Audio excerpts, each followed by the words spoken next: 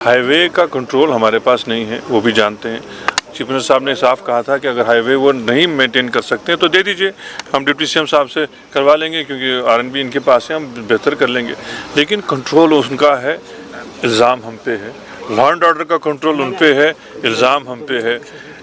यहाँ की पुलिस का कंट्रोल उन पे है, इल्ज़ाम हम पे है। वो पहले तय करें वो किस तरफ है, क्या वो इस सियासत को आगे बढ़ाने के लिए हमें मदद करने के लिए, कि यहाँ खामखा तनकीद करके इसको बर्बाद करने की सूरत में। एक एमएलए को इस तरह इस कानून में बंद नहीं करना चाहिए था, चाहे कोई भी खता हो। और जो हमारी जो इतला है, खता यही थी कि वो अपने लोगों के लिए एक मेडिकल फैसिलिटी चाहते थे, वहाँ लोकेशन की दिक्कत थी, उनकी जो नाराज़गी वहाँ की डिस्ट्रिक्ट एडमिनिस्ट्रेशन के साथ थी। कायदे से ये बात रिजॉल्व करनी चाहिए थी बातचीत से।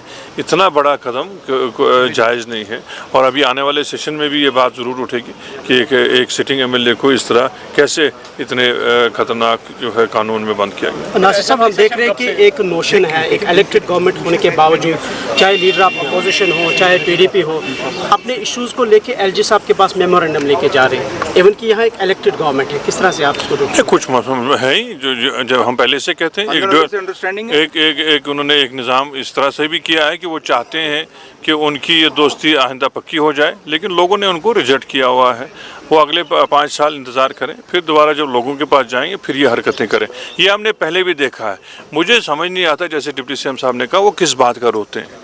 11 साल हम लोग बाहर थे, 11 साल का निज़ाम उनके पास था, चाहे तब जब वो कोलिशन में थे या तब जब यहाँ एलजी साहब हुकूमत में थे। कंट्रोल तो उन्हीं का था, हम लोग तो तब भी बाहरी थे। सर, अभी हम देख रहे हैं कि फाइनेंशियल क्राइसिस बहुत सारी है कश्मीर वैली में, चाहे हम टूरिज्म को देखें, ट्रांसपोर्ट को देखें। तो आपने यहाँ तो इकोनॉमी का सवाल पूछो, वो ये है कि हकीकती तौर पे जब टूरिज़्म यहाँ हिट हुआ अप्रैल में, सारा एक जो है हमारा निज़ाम धर्म बरम हो गया।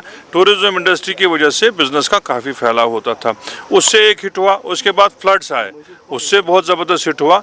हम लोगों ने बैंक्स को ये जो है गुजारिश की, उनके साथ ही उठाया है कि उनको डेफर्ड पेमेंट जो है मिलनी चाहिए, क्योंकि 5-6 महीने में जब तक वो रिवाइव ना करें, उनको ये किस्तें डेफर की जाए। मुश्किल हो गया उनको ये किस्तें भरने के लिए, और जैसे आप लोग कहते हैं, हम लोग भी वही डिमांड करें। बाकी किसानों का जो है, हमने गवर्नमेंट ऑफ इंडिया से भी किया कि एक असेसमेंट हमने खुद की है, एक उनकी टीम भी आई थी असेसमेंट करने के लिए। उनकी टीम का भी जो असेसमेंट होगा, वो पूरा मुआवजा हमारे किसानों को, फ्रूट ग्रोवर्स को, बाकी जितने तबका चाहते हैं उनको मिलना चाहिए। जैसे डिप्टी सीएम साहब ने कहा, इसमें फराख दिली से काम लेना पड़ेगा गवर्नमेंट ऑफ इंडिया को।